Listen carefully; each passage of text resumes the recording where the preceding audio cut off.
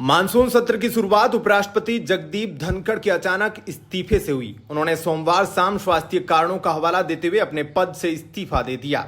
अब माना जा रहा है कि उनके कदम सरकार के अलावा भारतीय जनता पार्टी में भी बड़े बदलावों की संभावनाएं हैं।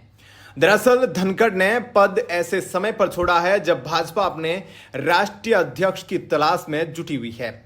उपराष्ट्रपति का पद रिक्त होने के बाद भाजपा के पास दो काम आ गए हैं। पहला तो नए अध्यक्ष का चुनाव और दूसरा राष्ट्रपति को चुनना, जहां एनडीए सरकार में शामिल अन्य दलों को भी साथ लेकर चलना अहम होगा।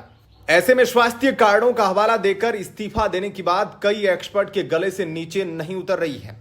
उपराष्ट्रपति के इस्तीफे की टाइमिंग पर कई अटकलों ने भी जन्म लेना शुरू कर दिया है। कुछ का कहना है कि उपराष्ट्रपति धनखड़ और सरकार के बीच सब कुछ ठीक नहीं था। यह नाराजगी इतनी बड़ी कि धनखड़ ने अपने पद से इस्तीफा दे दिया। वहीं कुछ एक्सपर्ट ने कहा कि धनखड़ पिछले कुछ दिनों से किसानों के मुद्दों को लेकर सरकार के रुख से सहमत नहीं थे। उन्होंने यह मुद्दा सार्वजनिक मंच से भी उठाया था। इसी खींचतान को लेकर धनखड़ ने इस्तीफा दे दिया। आज तक संवाददाता मौसमी सिंह कहती है कि मानसून सत्र के पहले दिन जगदीप धनखड़ पूरी सक्रियता से संसद में दिखे। संसद में उन्होंने कई मीटिंग भी ली। सोमवार शाम 6 बजे जगदीप धनखड़ ने विपक्ष के सांसदों से मुलाकात भी की थी। इस दौरान उन्होंने खराब स्वास्थ्य का कोई जिक्र नहीं किया था, लेकिन इसके 3 घंटे बाद ही उन्होंने इस्तीफा दे दिया। यही नहीं, जगदीप धनखड़ का यह फैसला इसलिए भी पच नहीं रहा है क्योंकि उनके आगे के कार्यक्रम भी प्रस्तावित थे।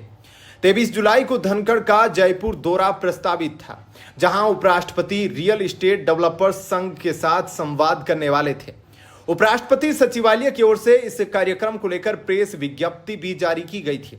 राजनीतिक विश्लेषक आशुतोष ने आज तक से कहा कि मैं पूरी जिम्मेदारी से कह रहा हूं कि धनखड़ का यह इस्तीफा स्वास्थ्य कारणों से नहीं हुआ है।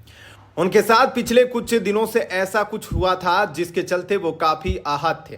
धनखड़ सरकार के रुख से परेशान थे। उन्होंने अपनी नाराजगी भी कुछ लोगों से शेयर की थी।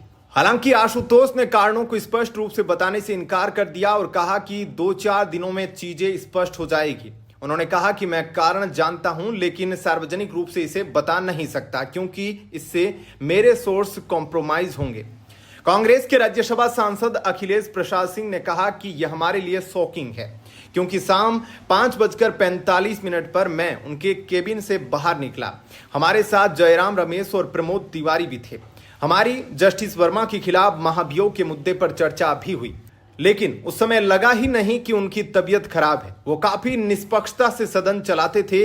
यह देश की राजनीति के लिए बड़ा झटका है।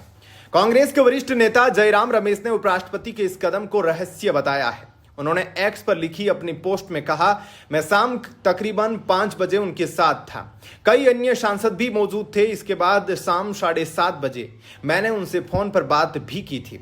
इसमें कोई संदेह नहीं कि धनखड़ को अपने स्वास्थ्य को सर्वोच्च प्राथमिकता देनी चाहिए, लेकिन यह स्पष्ट है कि उनके इस पूरी तरह से अप्रत्याशित इस्तीफे के पीछे जो कुछ दिख रहा है उससे कहीं अधिक कुछ और है।